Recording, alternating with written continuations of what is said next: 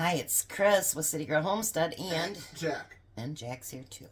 So today we're going to do another one-pan meal, and it's called Southwest Chicken Skillet. So I'm going to bring it just a little bit closer so you can see. You don't need to see my mug. All right, so the first thing we're going to do is use a cup. I need a measuring cup, Jack. I got this one. Hand me that little one right there. Thought I had everything together, but you know what? Sometimes not. And again, this is all the stuff that's stored in my 2-liter bottles. So we want a cup of rice in each one.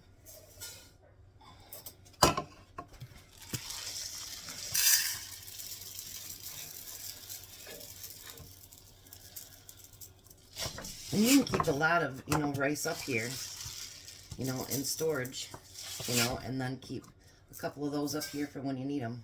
Works out good that way, doesn't it, Jack? Yeah. All right. So we need a cup of that. We need a cup of salsa. Mine's mixed. I had to use some of my fresh and some of the other one.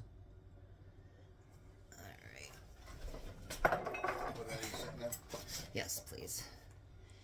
And then we need 1.5 to 2 cups of cooked chicken, which this is the chicken that we put in the Instapot, and then we cook it in there, and then we chop it up. And then it calls for a 15-ounce can of black beans. Now, because you guys know that I'm weird, and that's all right, I think if it's Southwest, it needs to have some corn. So me and Jack are going to split a can of corn. Now we also need a tablespoon of chili powder.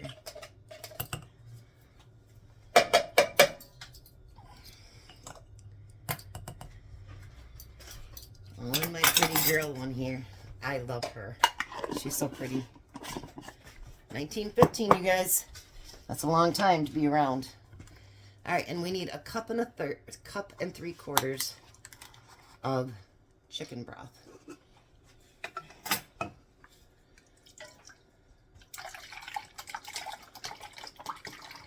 And want to come out.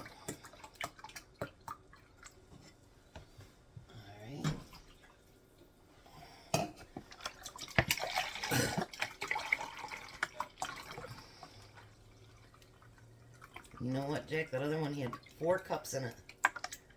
This one does not have a full 4 cups. Well, that's the one We just got from Walmart. Yep. I got 5 more of those. Sorry. Just to tell you, sometimes, the measurements, I think, are getting smaller in some of the stuff that you do. So now you want to mix everything up evenly.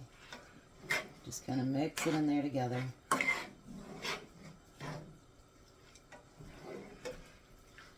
Yeah, Walmart, they messed up on that pudding, and then I looked at the salsa, and they sent us medium instead of, I had a bone in there, instead of mild. So, they kind of messed up on that order. But they always make it right, usually. It just doesn't do any good for the time that you need it. All right, so what you're going to do is put a tight-fitting lid on it. And you're going to turn that on high and let it come to a full boil. As soon as it comes to a boil, then you're going to want to let it simmer for about 15 minutes. So we'll bring you back at the in-between time when we get ready to simmer it. Okay, so now it's boiling, so we're going to bring it down to just a simmer. I'd put it just above 2 clicks above low. It says if it stops simmering, then you want to turn it up just a little bit because it needs to simmer. So you're going to cover it back up and let it simmer for 15 minutes. And then we'll be back. Alright, so we let it cook for 15 minutes. Then it says to turn it off and let it set for 5 so that the rice can fluff up. Then the next thing is we're going to use the Mexican blend cheese and put it on the top.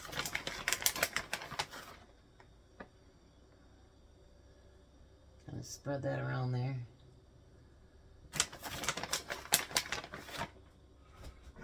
Okay. And then it says to let it just sit there for a few more minutes. And then there's one more step and we'll do a taste test. Alright, so now the last step is green onions on top.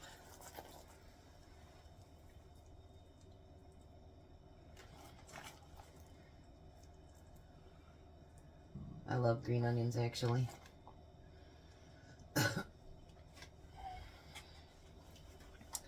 Alrighty. So now the last thing you need is, let me bring you over here so you can see what it looks like. Doesn't that look delicious? Alright, so we're going to taste test it because Tom will be doing a side job tonight. So he won't be home till late. Alrighty. Blow on it, it's hot.